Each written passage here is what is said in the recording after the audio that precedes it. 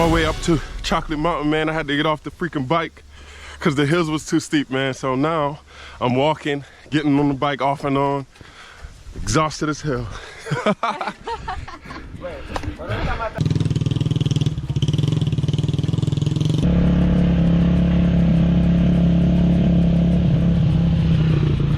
I think I'm at the coolest Airbnb here in the Dominican Republic, man. I'm in Altamira and it's about 30 minutes outside of Puerto Plata.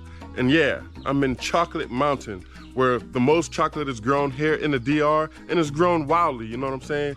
You have this A-frame right here that's made out of bamboo, man, and it's one of like my favorites. So if you ever come stay here and you get a chance, man, please rent the A-frame bamboo house overlooking the, you know what I'm saying, the jungle, high up off the cliff, you know what I'm saying, right at the edge. So it's very, you know, it's very unique, very exciting. Yeah, so I wanted to show you guys how the hut looks at night, man. It's pretty freaking cool and it's a good experience. So yeah, this is how the hut looks at night. As we enter, y'all see that? Can y'all see that? Let's go in.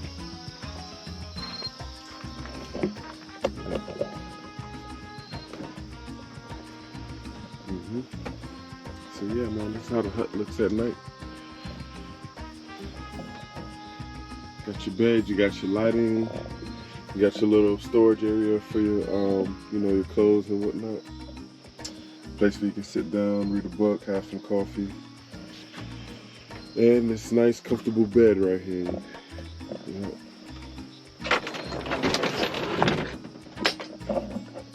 Cut the lights off. You know what I'm saying? And you just climb up in this bad boy.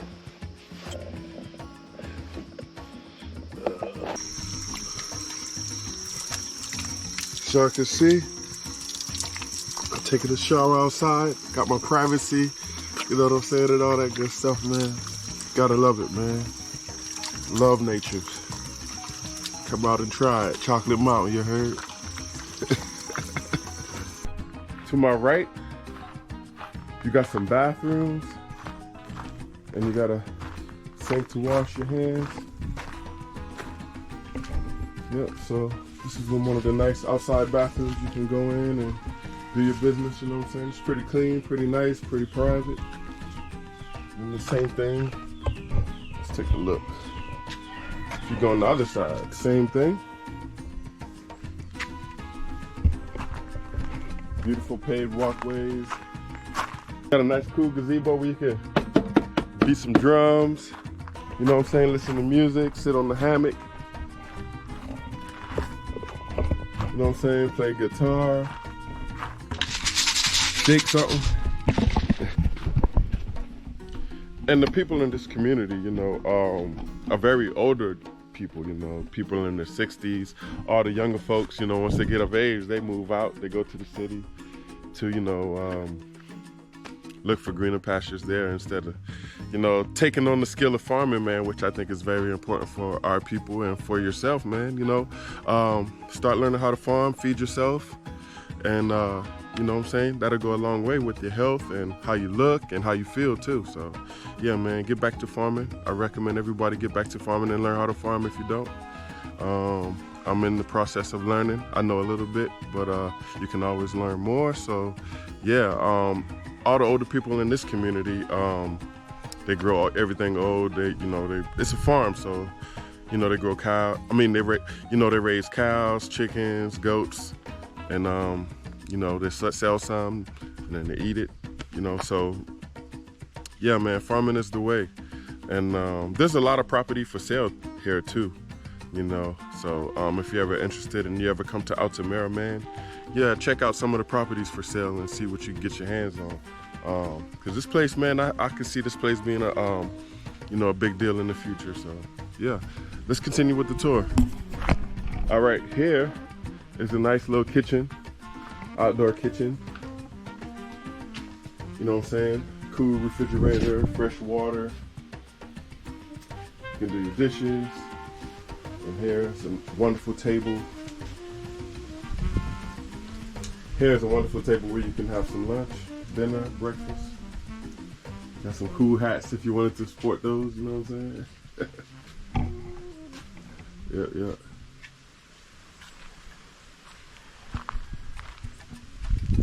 All right.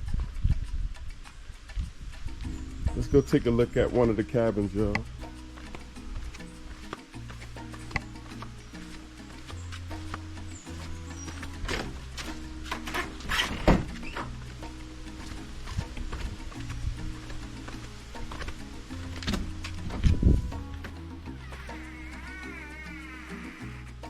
Here you have a wonderful room with a queen bed. You know what I'm saying? Nice fan on the wall. And also, you know what I'm saying, somewhere you can sit down and enjoy the view. Now check out this view. You know what I'm saying? You got a sliding door. You can come out here on this deck and enjoy a wonderful view. This view is beautiful. I enjoy it, you know what I'm saying? I wake up every morning here. I stayed a few days. I wake up every morning, man, and it's still like, I can't believe I'm here. So it's a great experience, man. So if you guys are in the DR, once again, come to Altamira and check out Chocolate Mountain, man. It's one of the best places you can visit here in the DR, man, and I highly recommend it. This place is wonderful. The host is very friendly, very accepting, man, and you have a good time with him, man. He really knows how to entertain him and his wife. So yeah, you guys come down and check it out. Oh, and I got my friend right here. This is my buddy, y'all, right here. This is my buddy right here. Yes, sir. I forgot his name, but man, he loves me. He comes hang out with me and, you know, make sure I'm good and everything. And I feed him my little food, you know. So yeah, man, this is like my best friend on the property right now. Say what's up, say what's up. All right, let's go. I'm with one of the natives here in Chocolate Mountain, and she wanted to show me around her property and where she stays. So we're gonna take a look. Her name is Darka, and she only speaks Spanish. So our communication is not gonna be very effective, but she's still just gonna show me around, and I'm gonna show you guys around as I look around myself. So let's go, here we go. It's like right next door. And she has a nice gazebo. Buenas tardes. Buenas. Dígame, señor. Bien, bien. Bien. Ok, mi nombre es Otilio. Otilio. Otilio. Oh, okay. Me dicen Hueva. Okay. Buenas tardes. So, yeah. Usted, doña. I just meet Otilio, and he's hanging out here in the gazebo, looking nice. Okay. Nice, yeah. So say hi to the people. Sí. Hey, thank you. Yeah. And she has all the farm animals here. She has turkeys, chickens, ducks. Really? It's good? Oh, okay.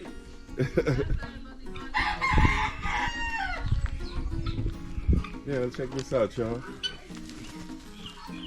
Free range, you know what I'm saying? You got your bathroom out back. That's a common thing here in the country in DR, the outhouse. Let's go on to the back here. A little muddy. Look at those pigs, man. Beautiful, very pink pigs right here. Check that out. They just sleeping, sunbathing, look like. Bathing in the sun. Beautiful pigs, though.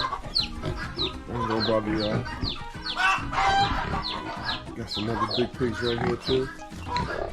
In the back. Yeah, y'all. So Darka was able to, you know, share her dinner with me, and you know, she cooked me some guandules with rice. Natural de aquí sembrado de campos. Okay, so Sí.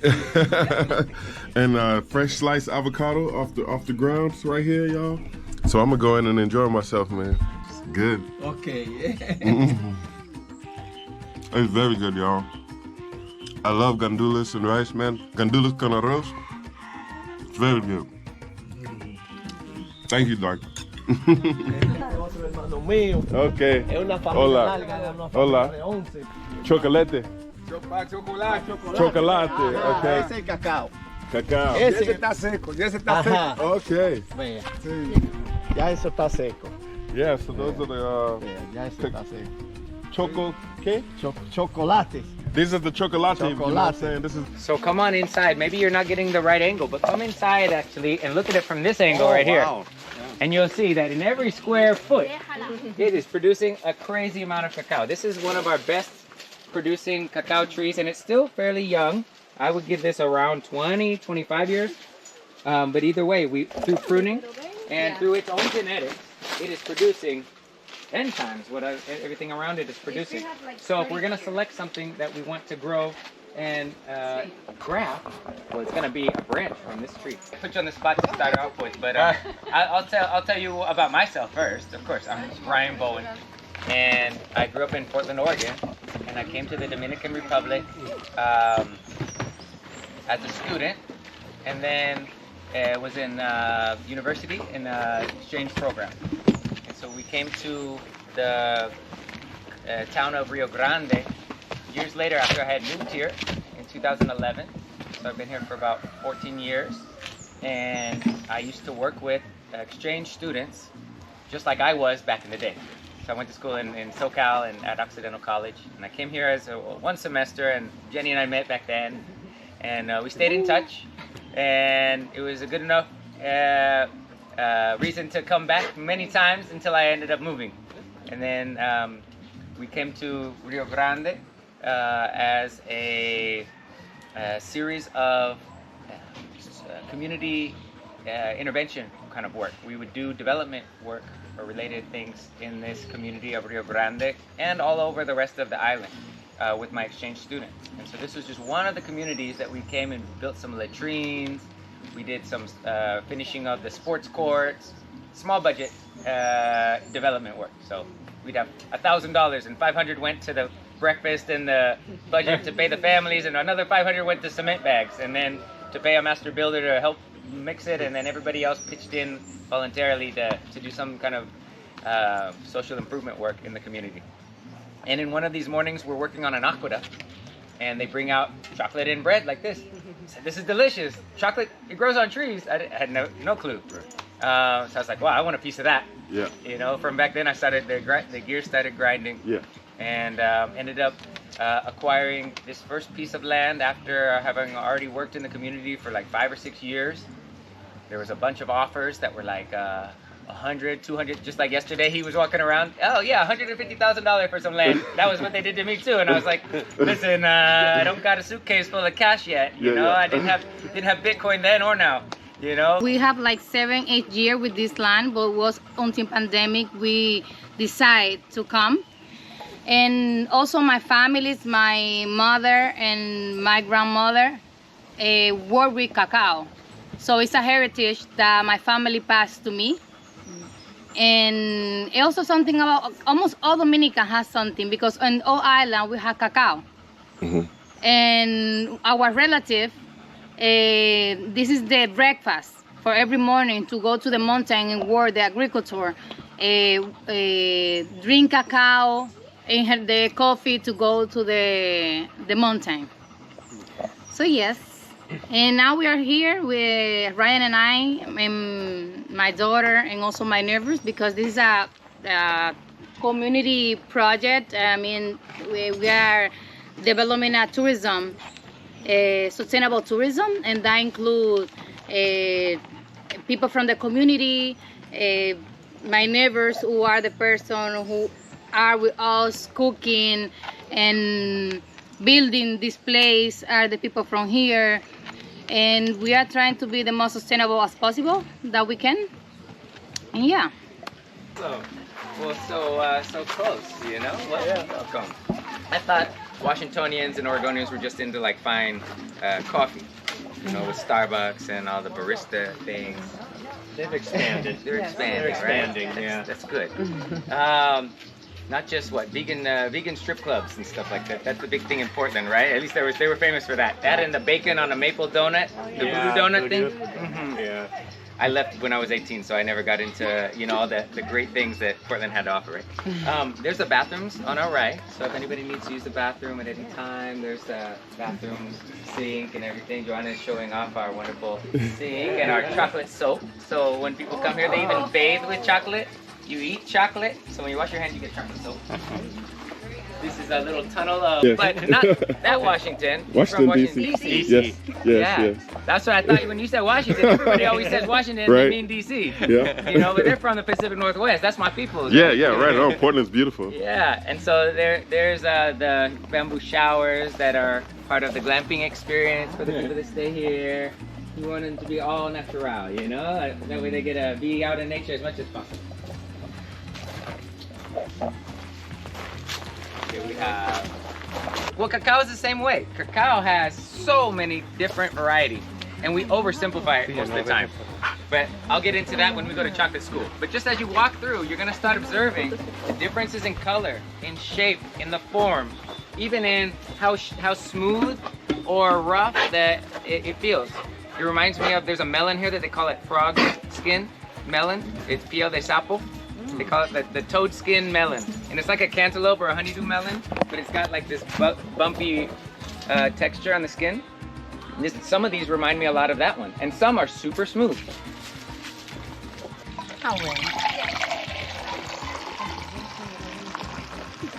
Wow. He knows what's happening already. Okay. That when we talk about, I see you said pursuit of purity.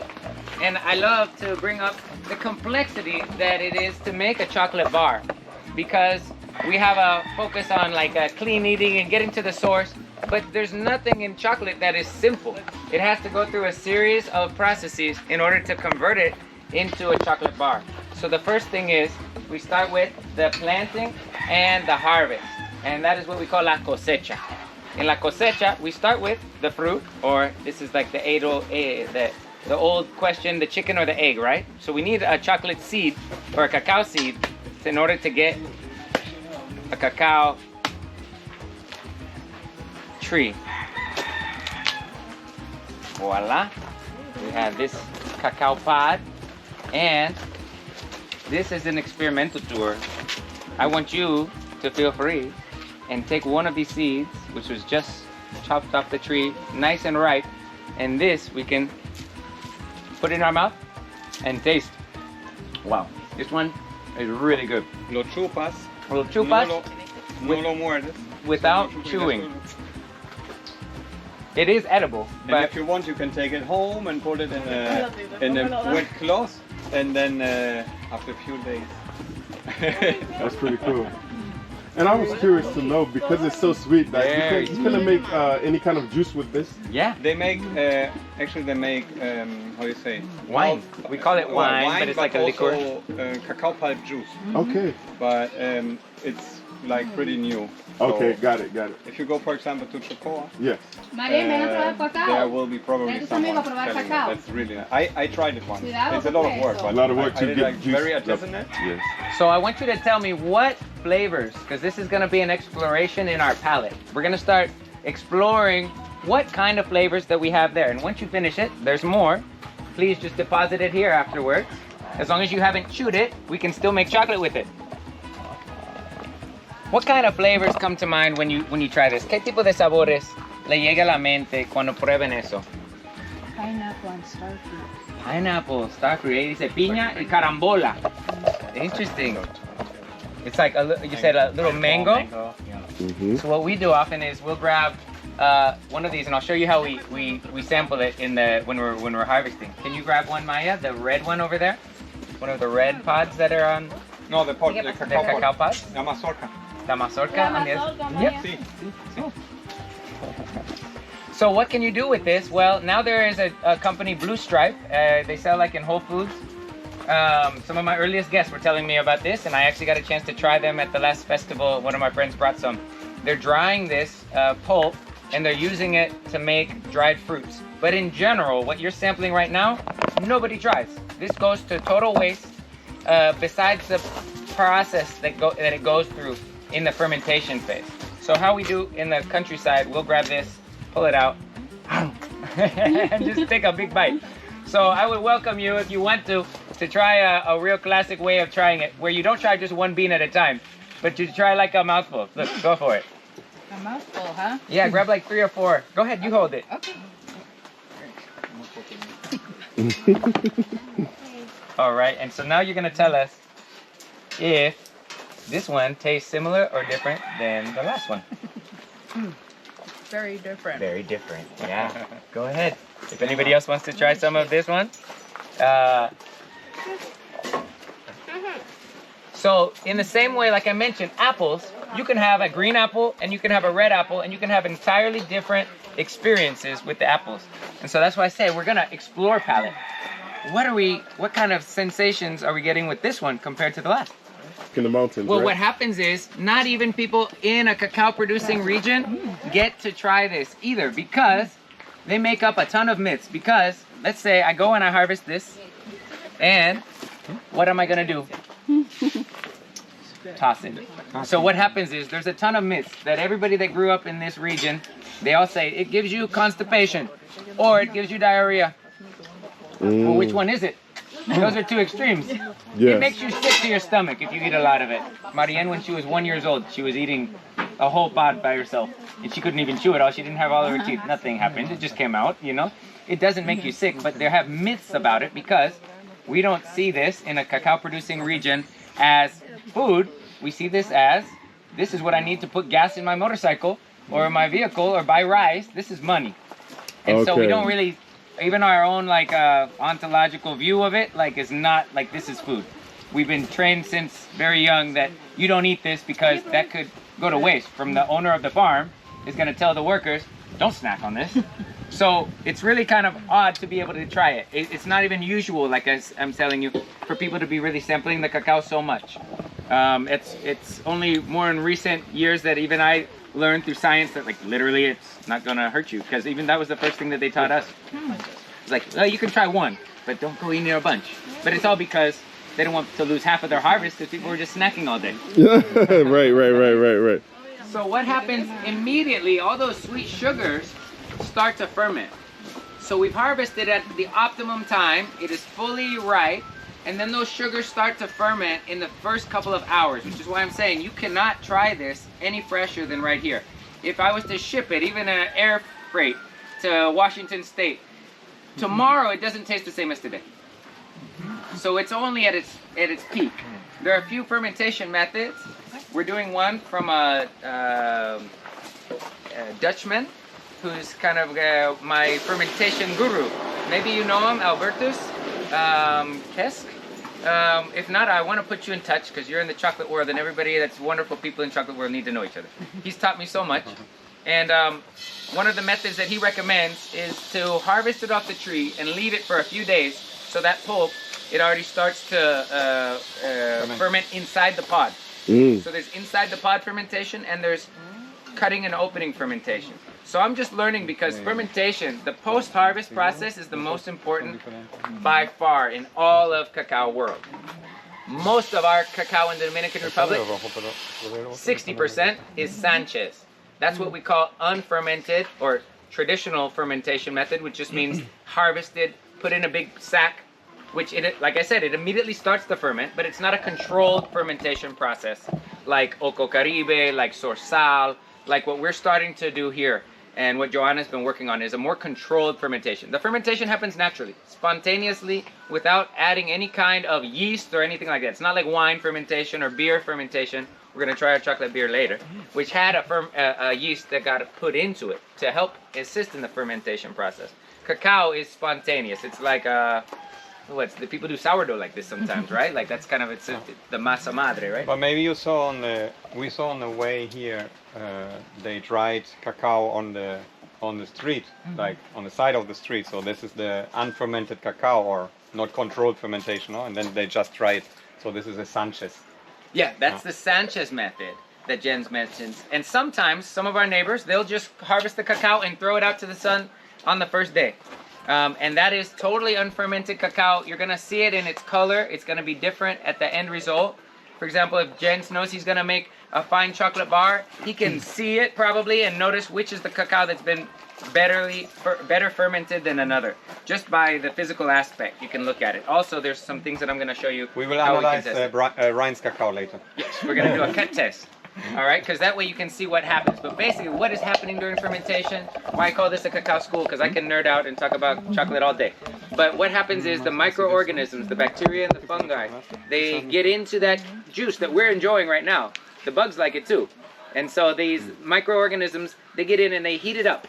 And so it becomes very hot. I have an image here which you can see. It's like hot to touch. It was over 50 degrees Celsius, which in the morning would be steaming. You know, you'd see vapors coming off. And you can see right here, as we open up our cacao, this is the anima fermentation method, which we use a broomstick to open holes and helps to aerate, even though it's during its anaerobic fermentation phase. The first day is anaerobic fermentation, and from day 2, 3, 4 on, depending on how long you want, maybe Jens wants his from Oco Caribe to be 5-day fermentation. Maybe somebody wants to make a bar that's a 7-day fermentation, but generally it's a week and less. And then the next day, look, it's turning bright brownish and red. This is from the top, but that's from the inside of it. So I was exploring how how opening the holes in the fermentation vat was going to affect it, and there's a 5 degrees Celsius difference from the top of the pile to the inside of the pile. 50 degrees, that's hot to the touch. That's like hot water out of a hot shower, steaming hot. And that was no heat, it was in the shade, it was just covered with banana leaves. Banana leaves or plantain leaves are important in the fermentation process because they give natural bacteria. It's kind of like you have natural bacteria in your saliva, so the banana leaves, they also have the natural fungi bacteria, and so that's why you place it on, because that helps to kind of like inoculate right in the first phase. What Jens mentioned is most people here in the Dominican Republic don't ferment. They cut the cacao, they toss it on the side of the street because they don't have a cacao dryer. Like Jenny mentioned, most people have cacao. 10% of the forest coverage in the Dominican Republic is cacao. It's the most democratically spread, we say rubro agricola. It's the most, rubro would be like a commodity or crop, yeah. It's the most democratically shared crop. And the majority of the producers are small farmers. So why do we even call this place Chocolate Mountain? Well, these are all cacao mountains. The Dominican Republic, you could say, is a cacao mountain in general. But when we convert it to chocolate through these steps, it becomes far more valuable. So our goal is that we can continue to share this knowledge, we can learn ourselves, and our community will be better off because now we're chocolate mountains. We've been cacao mountains for generations. And the more that we can make chocolate, the better off we're going to be as a whole society in the Dominican Republic. So what do we need to do? We need to improve in our post-harvest phases because we're the #1 producer worldwide in organic bean exportation. But that's far different than #1 chocolate producer. The difference is, as Spagnola Eric taught us, 6,250%.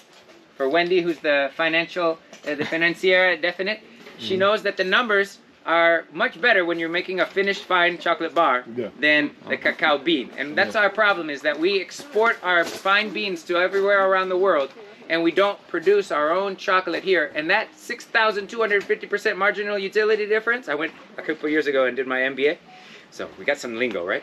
That difference in the price differentiation, that's employment in Belgium.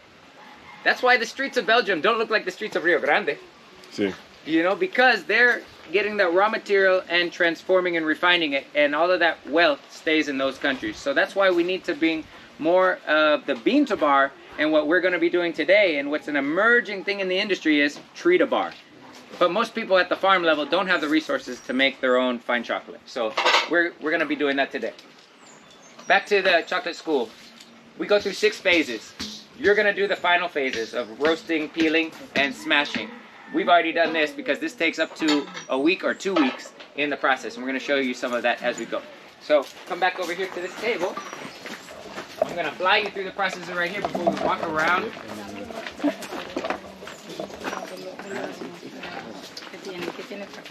Okay, so cacao starts off as this little baby tree. And if we were to take one of these beans and plant it in the dirt, which we're going to do in a little bit, we're going to pick which was our favorite of those 2 cacaos.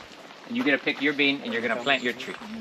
This grew just like that. Dirt, cacao. Look, the cacao starts to sprout.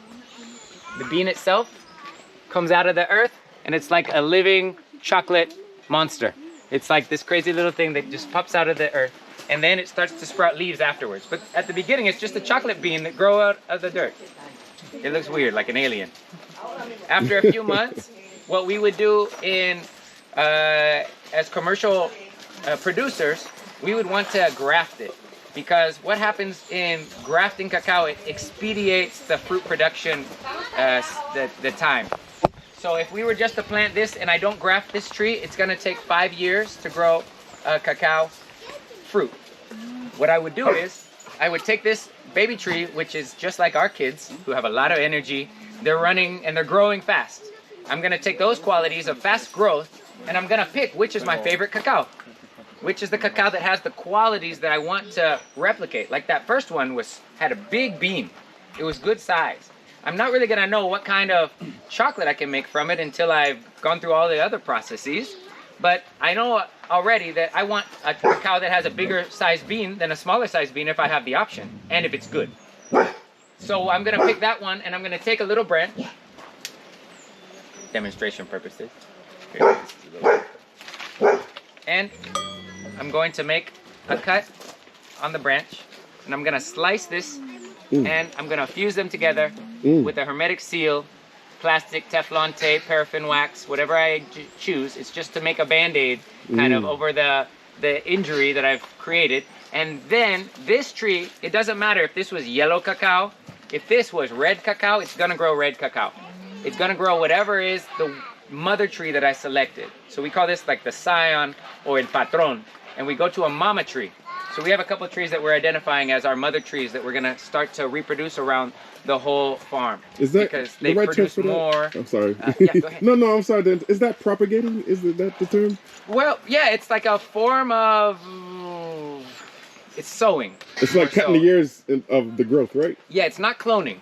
Okay, like another okay, agro industry. Oh, it's not cloning. Yeah, Okay. you can clone. So it's not technically cloning because I'm not taking this tree and then reproducing it with a root. To let it grow its own roots. To let it grow its own roots. Yeah. You can do air acodo, aéreo. Yo no sé si se hace con cacao. El aéreo con cacao funciona. Pero no es como. Yeah, it's not common to do the air propagation, but I think almost every fruit tree can. Because I've seen it on mangoes, I've seen it on guanabana, I've seen it on everything. And what they do there, have you heard of air propagation, where you'll take it and you'll scar it and you'll put some dirt around, and pretty soon it's got roots growing from the branch. And then you cut off that branch, and that's a tree. That's a tree, yeah. And if you pick a branch that's already producing fruit, it's immediately producing fruit. Yes. So it's like you don't have to wait 5 years or 10 years for an avocado. You can take an avocado tree that's already producing fruit and be producing more fruit in a year. Yes. So that's, if we're thinking commercial and we're thinking hectares of land, it's a lot better to plant 1,000 avocado trees or cacao trees that are gonna produce soon than they have to wait 5 years on that. That's a long-term investment, which could be expedited through our natural agroscience. So that's the main one that we use in cacao. We use the grafting method. And grafting is just a simple concept. I always say, I have a skin graft. They took bone out of my hip. It's just tissue that fused together. So it works in people, it works in skin, it works in bone, and it works in the plant world. So what does cacao have inside of it? Well, we have this cacao that we just recently fermented and solar dried. We literally took it out of the sun yesterday. So cacao, if I open it up, each of these beans is full of nutrients. I'm doing a cut test. This is for Jens, all right? See if we can sell some good beans. If they're not fermented, they go for about $2 a pound. You tell me, Jens, what are you paying for good fermented beans? Right now, we had a drought last year, so the prices rose from, last year I paid between $3 and $5 per kilo.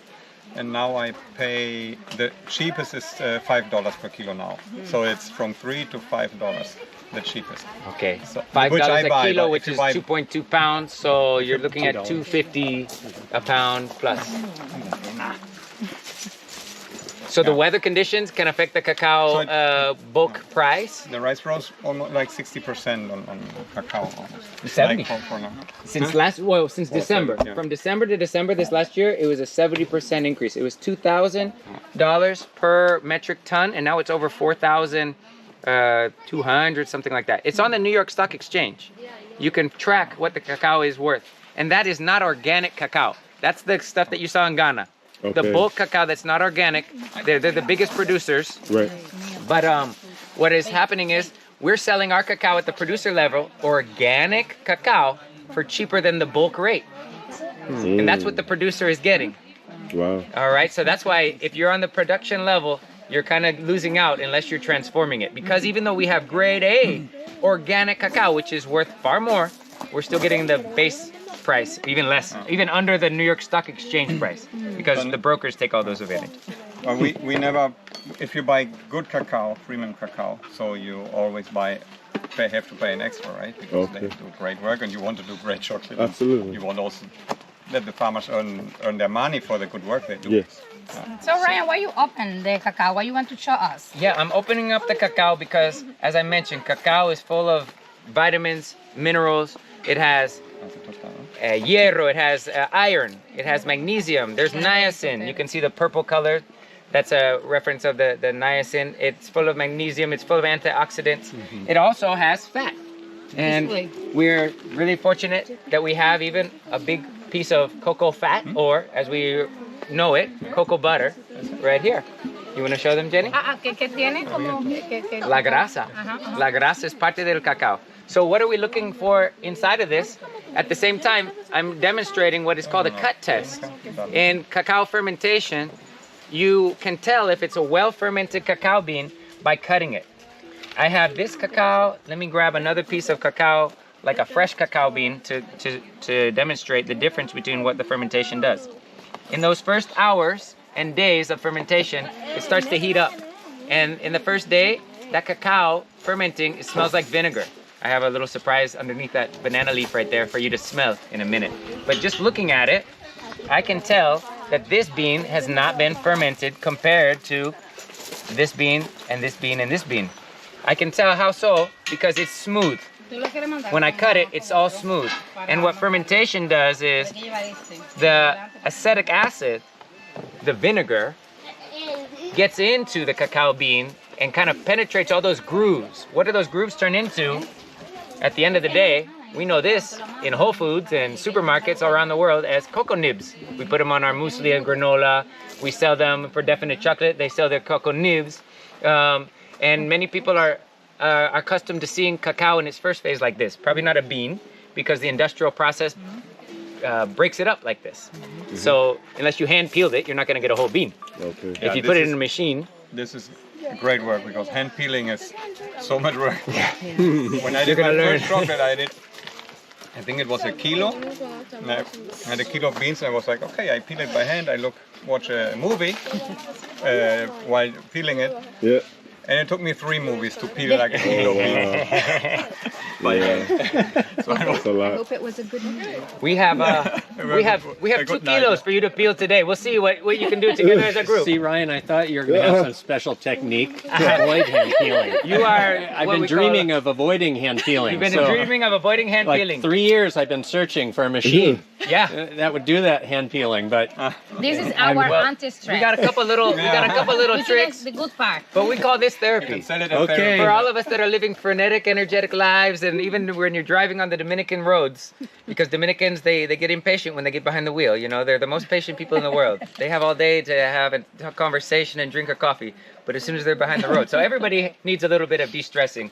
So we're going to provide this at no extra cost. A little therapy, you know? Tell your therapist that you already got it for the month. You're good. So back to cacao a little bit. Jenny's showing you the cocoa butter. So feel free to go ahead and rub a little cocoa butter on you. We want you to eat cacao. We want you to rub cacao and have cacao all over you and inside of you. Massage. It's great. You can get free hand massage here.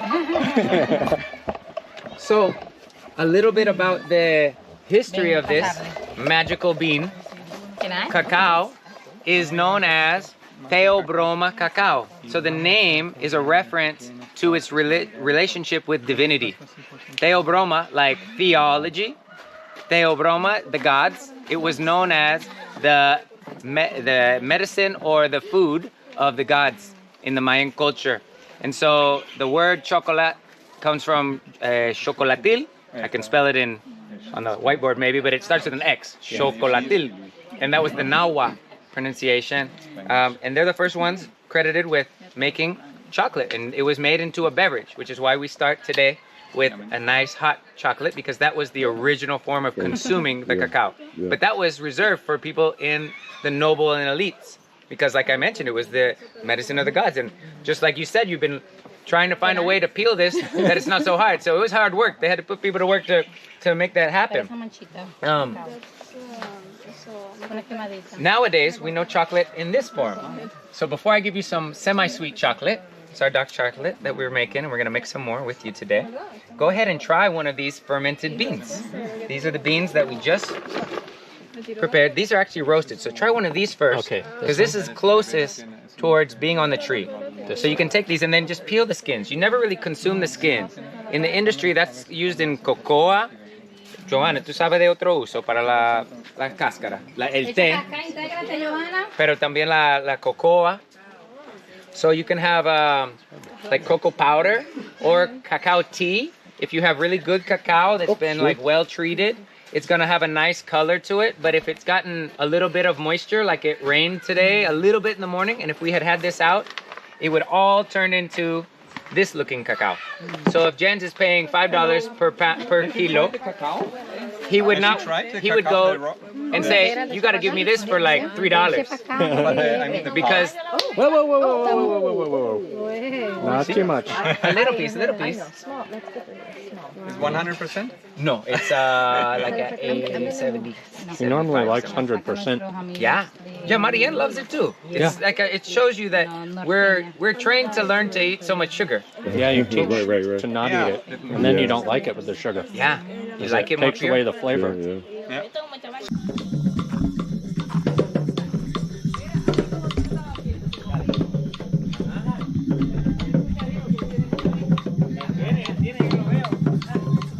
Hello. Hi.